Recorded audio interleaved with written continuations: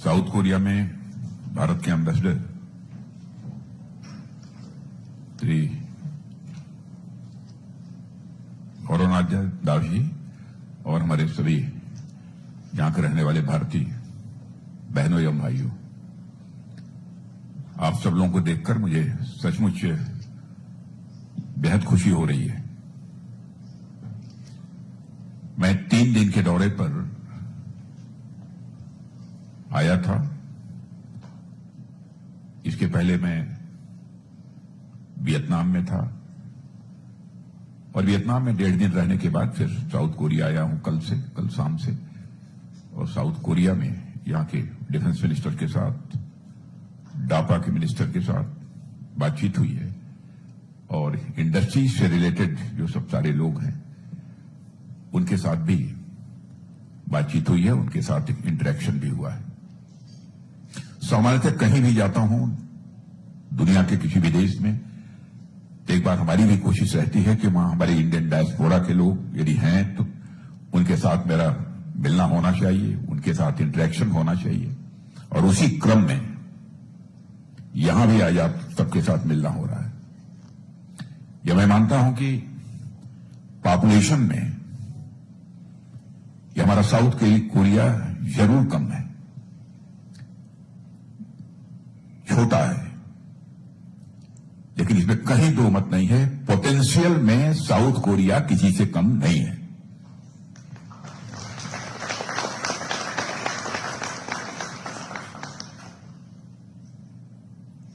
और आज जब मैं आप सबके बीच यहां पर आया हूं तो क्या बातचीत हुई है उसकी चर्चा करने का कोई औचित्य नहीं है, क्योंकि भारत से आया हूं तो स्वाभाविक रूप से आप लोग जानना चाहते होंगे कि भारत में क्या चल रहा है, क्या भारत की स्थिति है। बतलाने की कोई बहुत आवश्यकता नहीं है, आप सब लोग बड़े जागरूक लोग हैं, सब जानते होंगे और इस सच्चाई को भी स्वीकार करते होंगे कि अंतर्राष्ट्रीय जगत में भारत की प्रतिष्ठा बढ़ी है।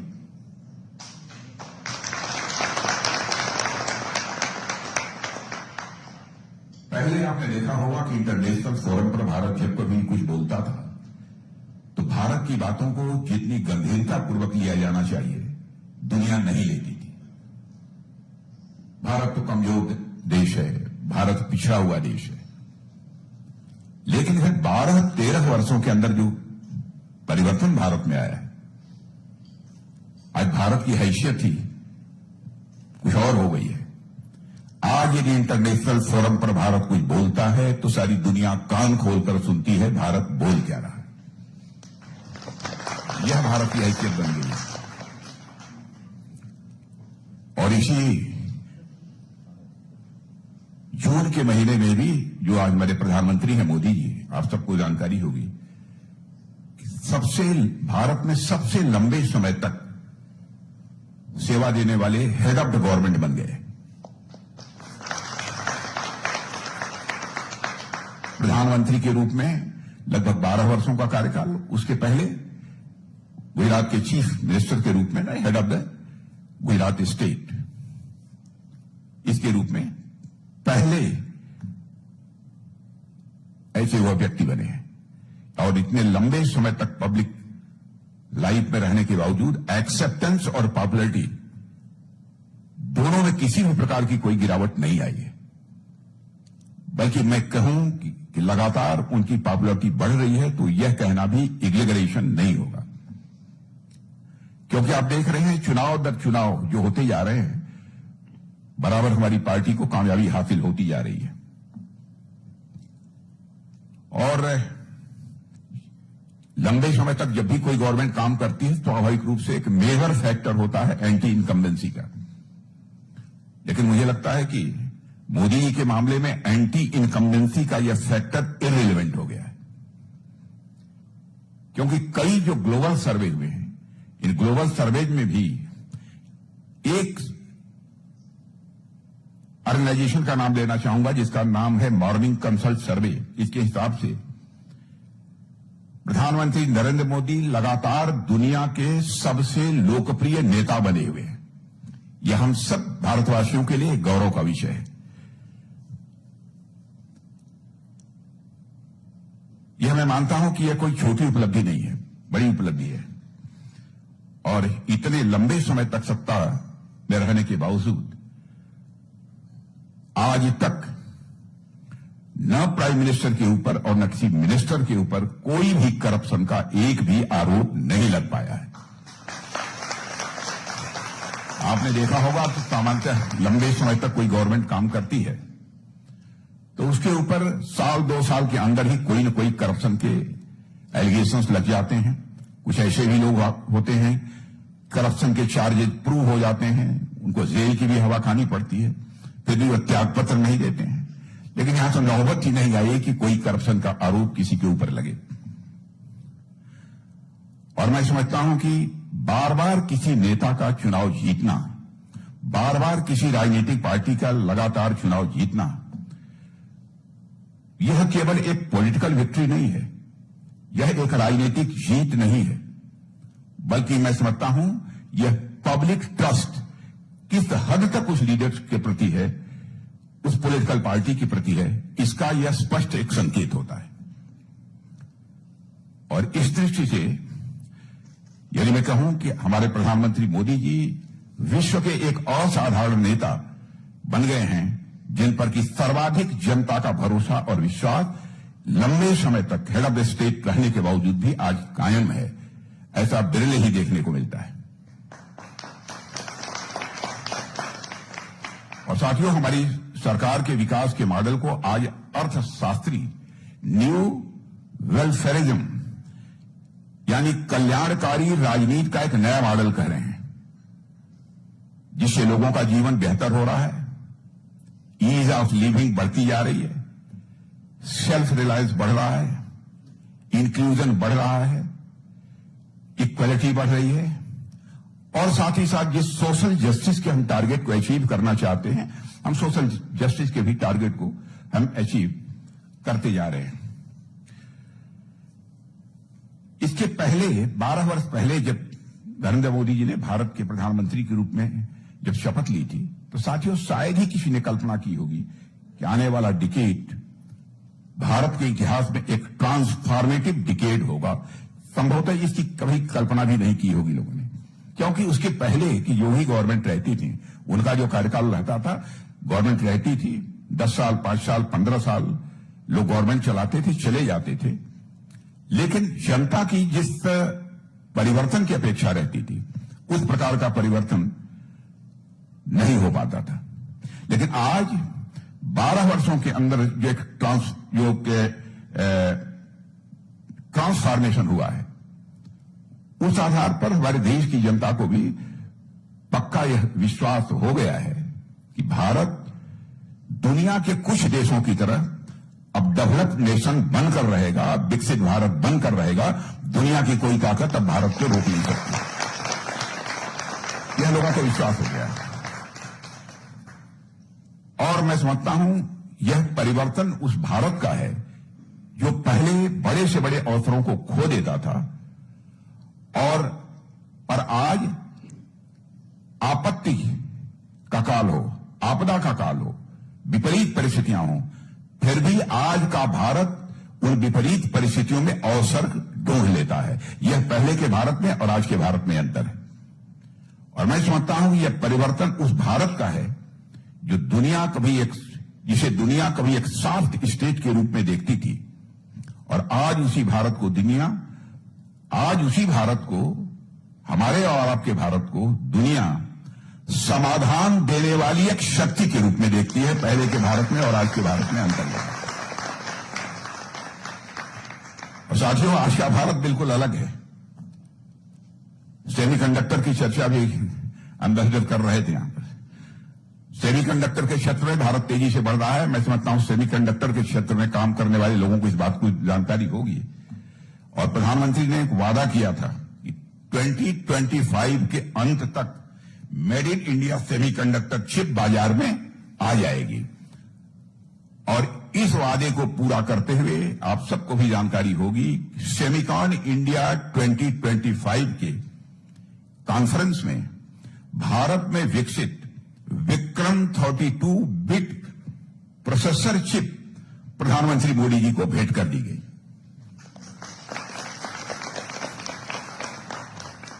और मैं मानता हूं कि केवल टेक्नोलॉजिकल एडवांसमेंट की कहानी नहीं है, यह उस नए भारत की कहानी है जिसने ठान लिया है कि अब भारत कोई अवसर किसी भी सूरत में खोएगा नहीं, बल्कि जो भी अवसर मिलेगा उस अवसर को सुनहरे भविष्य में बदल कर रखेगा। आज यह भारत के पास ताकत है, आज यह भारत के पास कुवत है। साथियों, बातें बहुत हैं। मैं सोच रहा हूं कि मैं भाषण दूंगा, बड़ा लंबा, घंटे 1.5 घंटे का भाषण हो जाएगा। प्रॉब्लम हमारे सामने, मैं सब छोड़ता जा रहा हूं। अब इसको मैं वैसे ही बोलता, लेकिन इसको इसलिए रखा हूं कि मैं बोलने लगूंगा तो घंटा, 1.5 घंटा, 2 घंटे भी लग जाएंगे और आपको भी प्रॉब्लम होगी। आप कहेंगे कि इतनी दूर से आके हम कहां मुसीबत में फंस गए। और आपको मालूम है कि 2014 में ही हमारे प्रधानमंत्री ने मेक इन इंडिया का मंत्र दिया था, आप सबको जानकारी है। उस समय इसे माना जाता था केवल भारत में मैन्युफैक्चरिंग को बढ़ाने की दृष्टि से प्रधानमंत्री ने मेक इन इंडिया की बात कही है, लेकिन आज केवल भारत के रहने वाले लोग ही नहीं, दुनिया के लोग यह महसूस कर रहे हैं, भारत जो अपने सामने विकसित भारत, डेवलप्ड नेशन बनने का जो संकल्प रखा है, उस संकल्प को पूरा करने की दिशा में यह एक मेजर स्टेप है, एक बहुत बड़ा कदम है। आज सारी दुनिया भी मानती है। 2014 में 2014 से पहले हम सुई निडल से लेकर शिप तक, टॉय से लेकर टैंक तक सब इंपोर्ट करते थे। छोटी चीजें से लेकर बड़ी थी, सब कुछ इंपोर्ट करते थे। लेकिन आज हम शिप से लेकर सेमीकंडक्टर तक, मोबाइल से लेकर मिसाइल तक और ड्रोन से लेकर सारी वैक्सीन तक यदि कहीं बना रहे हैं, आपके, हमारे देश के, भारत देश में बना रहे हैं।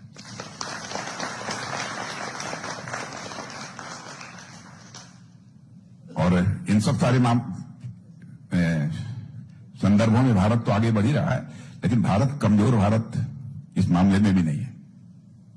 समझिए, इस मामले में भी भारत अब कमजोर भारत नहीं है। नहीं समझे? समझ गए?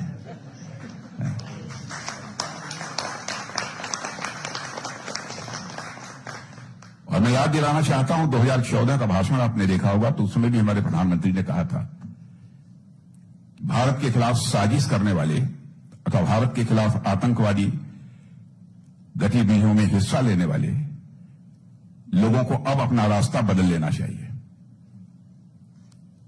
क्योंकि भारत अब पहले का भारत नहीं है। भारत को यदि कोई छेड़ेगा तो भारत उसे छोड़ेगा नहीं। यह भारत है। और आपने देखा ही होगा उसके पहले के बालाकोट और कौन कौन सी स्ट्राइक हुई है, सारी स्ट्राइक की मैं चर्चा नहीं करना चाहता।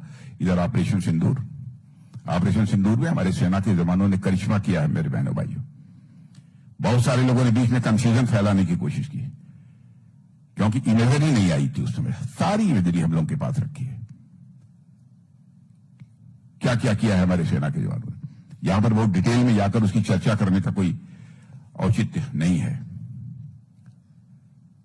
कभी कल्पना की जा सकती है दुनिया के किसी देश का कुछ लोग आएंगे और धर्म पूछकर लोगों की हत्या कर देंगे? इसे भारत किसी भी सूरत में बर्दाश्त नहीं करेगा।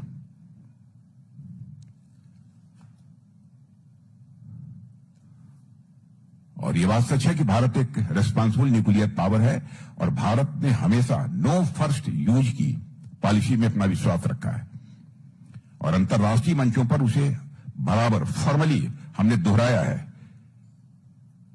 नो फर्स्ट यूज की पॉलिसी सबको एक्सेप्ट करनी चाहिए, लेकिन कभी कभी लोग हमारे संयम और शांत की बातों को हमारी कमजोरी समझने की ये भूल कर जाते हैं।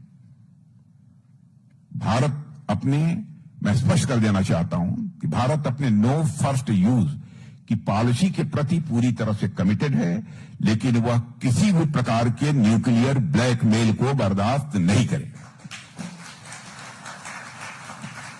भारत पहले का भारत नहीं रहा है। भारत हमारा बहुत ये बदला हुआ भारत है। साथियों, 2014 के पहले आपने देखा होगा कि अटल बिहारी वाजपेयी जी की गवर्नमेंट को छोड़ दीजिए, सामान्यतः लोगों पर करप्शन के चार्जेस लगते थे। इतना समय गुजर गया, अपोजिशन इतना वायलेंट रहता है, वैसे वायलेंट रहता है, इसमें हमको कोई आपत्ति नहीं है, शिकायत उनसे नहीं है, रहना भी चाहिए। लेकिन आज तक कोई एक भी करप्शन का कोई आरोप गवर्नमेंट के ऊपर नहीं लगा पाया। मैं समझता हूं कि यह कोई छोटा मोटा अचीवमेंट नहीं है, बल्कि एक मेजर अचीवमेंट है जो हमारी गवर्नमेंट। और डेवलपमेंट के काम तो बहुत सारे किए हैं, लगभग 4 करोड़ से अधिक पक्के घर बनाकर। अब आप जाएंगे, आज के 12-14 साल पहले आप भारत गए होंगे और आज जाएंगे तो आपको अंतर दिखाई देगा। गांव में प्रायः दूर दराज कच्चे मकान दिखते थे, कहीं खपरेल के मकान दिखते थे, कहीं घास फूस के जो वो छज्जे बनते हैं ऊपर वह दिखाई देते थे। लेकिन आपको शायद ही कहीं, अब वेस्ट बंगाल के बारे में मैं नहीं कहना चाहता हूं, लेकिन वेस्ट बंगाल में 2-3-4 साल के अंदर ही हालात बदले हुए आपको दिखाई देंगे, क्योंकि वहां भी हमारी गवर्नमेंट क्लियर मेजॉरिटी के साथ बन गई है।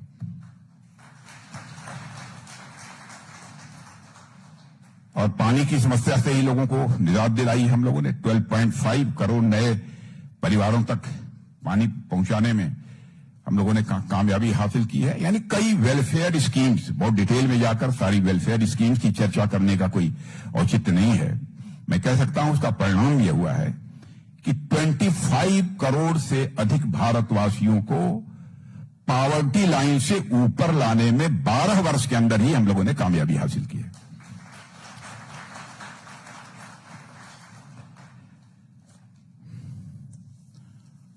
और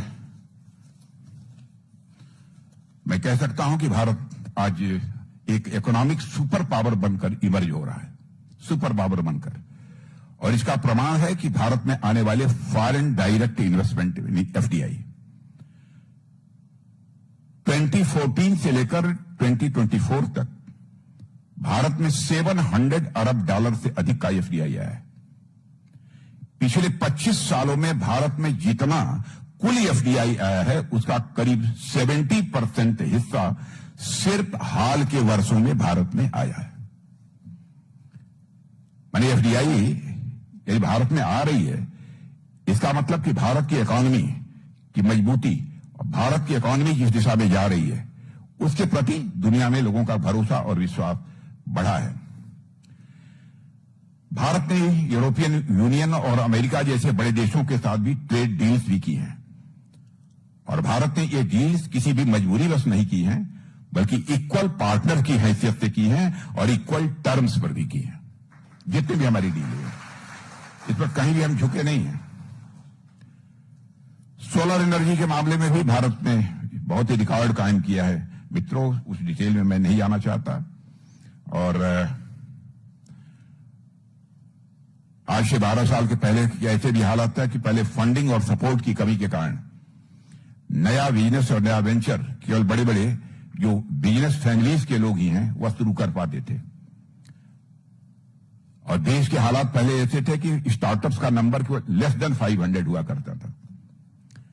और 2014 में जिस समय हम लोगों की गवर्नमेंट बनी थी उसमें यूनिकॉर्न के बारे में भी आपको बताएं, यूनिकॉर्न केवल 4 थे।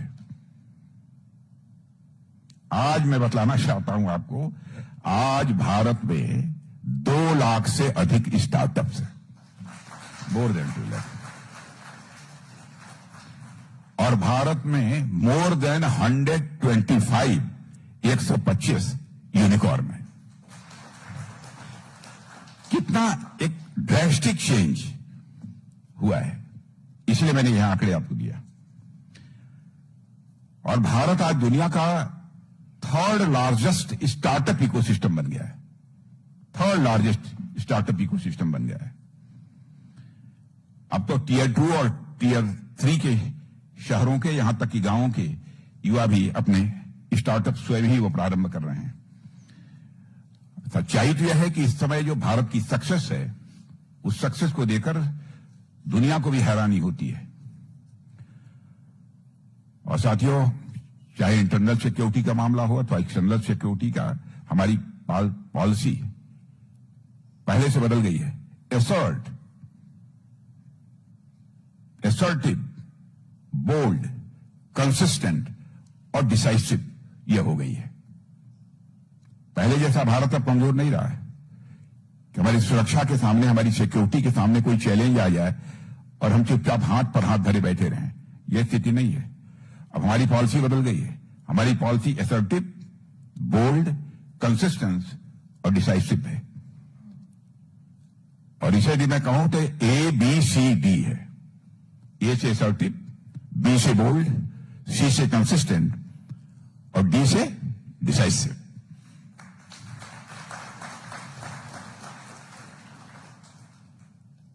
नक्सलियम के बारे में भी भारत में पहले चर्चा सुनते रहे होंगे। इतने लोग मारे गए, ये हुआ वो हुआ, बहुत सारी, वो डिटेल में नहीं आना चाहता हूं।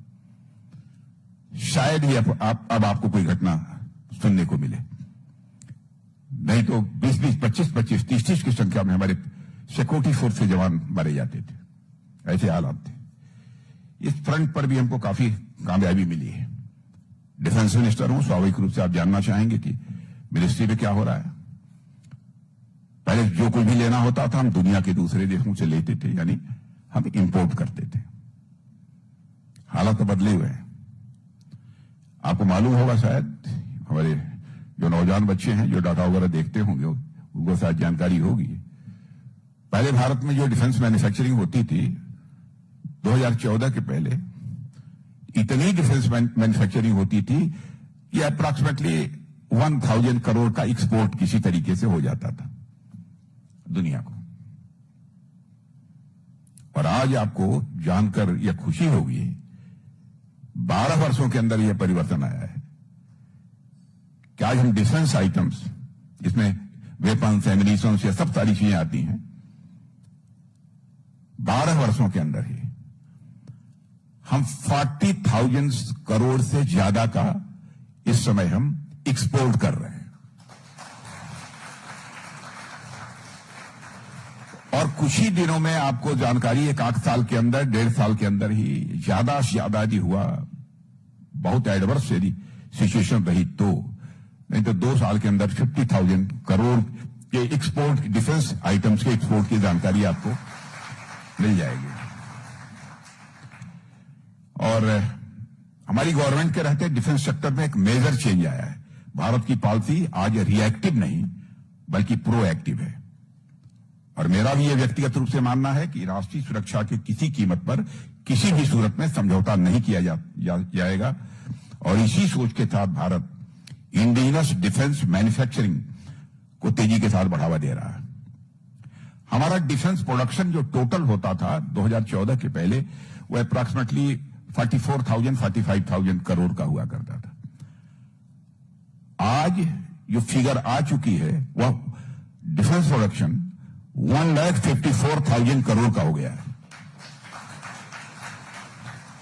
और 1 महीने बाद, 2 महीने बाद के भी आंकड़े को बतलाकर जा रहा हूं, आपको यह भी पढ़ने को मिलेगा, जो मैं 1,54,000 करोड़ बतला रहा हूं डिफेंस प्रोडक्शन, यह अप्रॉक्सीमेटली 1,75,000 करोड़ आपको देखने को मिलेगा।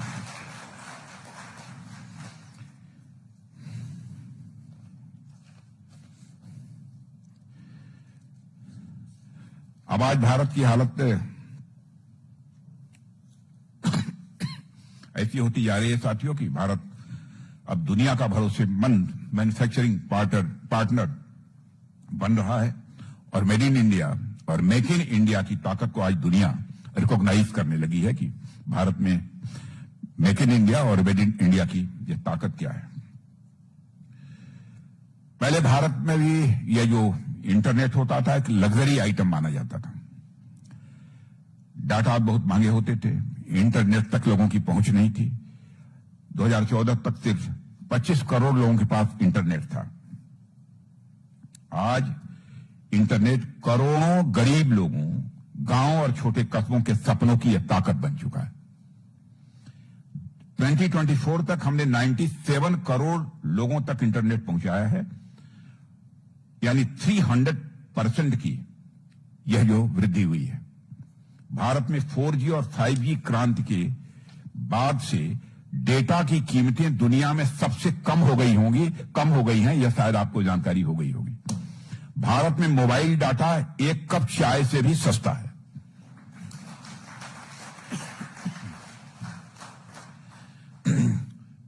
और साथियों, केवल आंकड़े नहीं हैं, बल्कि यह नए भारत में हो रही डिजिटल क्रांति का यह सिंबल है, यह प्रतीक है।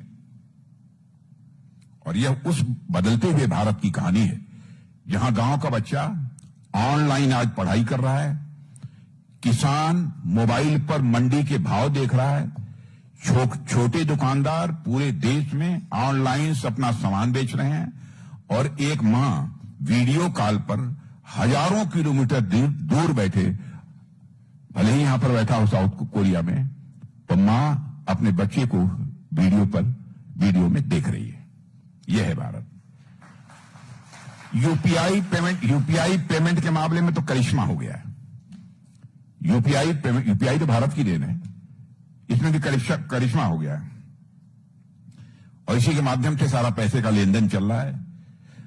फ्रांस और सिंगापुर सहित 7 देशों में आज तक 7 कंट्रीज ने यूपीआई को अपनाया है।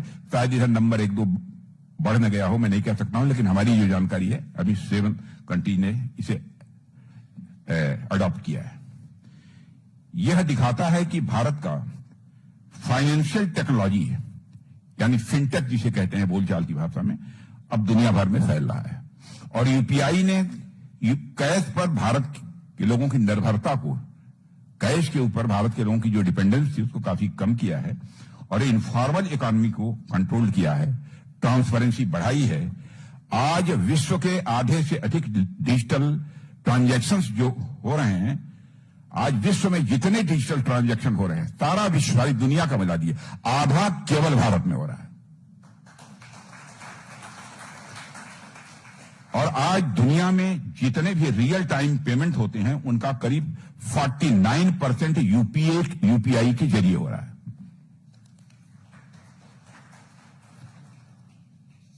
मित्रों, बहुत सारी बातें हैं। चंद्रयान 3 की लॉन्चिंग, सक्सेसफुल लॉन्चिंग, उसके बारे में आपको जानकारी है ही। और भारत पहला देश बन गया है जो कि चंद्रमा के साउथ पोल पर पहुंचने में अपनी कामयाबी हासिल की है। पहला देश बन गया है। और हमारी सरकार रिफॉर्म, परफॉर्म और ट्रांसफॉर्म के संकल्प में आज भारत को विकास और सुशासन के रास्ते पर आगे लेकर जा रही है। बहुत सारे और भी रिफॉर्म्स हुए हैं, लेकिन आप लोग ऊब जाएंगे, इसलिए मैं इतना ही कहना चाहता हूं। मित्रों, इधर देखा होगा वेस्ट एशिया के हालात जैसे हैं, उसकी जानकारी तो आप लोगों को हो गई, क्योंकि काफी आप लोग जागरूक लोग यहां पर बैठे हैं। हालात कितने बिगड़े हुए हैं। अधिकांश बड़े बड़े रिच कंट्रीज जो मानी जाती हैं, यानी मैं कह लीजिए सुपर पावर माने जाते हैं, उन्होंने भी अपने यहां पेट्रोल और डीजल की कीमतें बहुत बढ़ा दी है। कहीं पर 40% बढ़ी है, कहीं 48%, कहीं 50% पेट्रोल डीजल की कीमतें बढ़ गई हैं। हमारे अब जाकर 3-4-5 दिन पहले पेट्रोल और डीजल की कीमत केवल 3 रुपया पर लीटर बढ़ी है। अब ऐसी क्राइसिस है, दुनिया के अधिकांश देश इससे प्रभावित हुए हैं, और इस क्राइसिस में भारत दुनिया का अकेला देश है जिसने कि 32 कंट्रीज के साथ फ्री ट्रेड एग्रीमेंट करने में कामयाबी हासिल की है।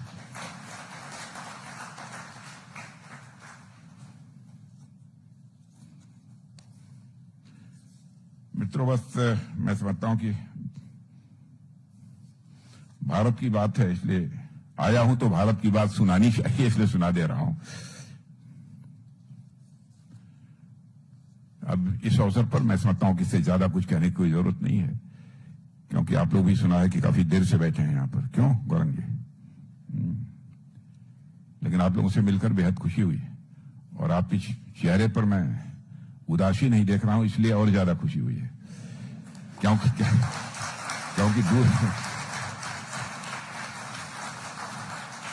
क्योंकि मुझे बतलाया गया है कुछ लोग दूर से आए हुए हैं। जो दूर से आए हैं उसके बाद भी थकान आपके चेहरे पर नहीं है, और बिना चाय पिए भी चाय की व्यवस्था की थी कि नहीं? लेकिन मित्रों, आपसे मिलकर मुझे बेहद प्रसन्नता हुई। आप सबको मेरी तरफ से बहुत बहुत धन्यवाद, और भारतवासियों की तरफ से, जो वहां की भारतवासी हैं, उनकी तरफ से भी आप सबको बहुत बहुत शुभकामनाएं।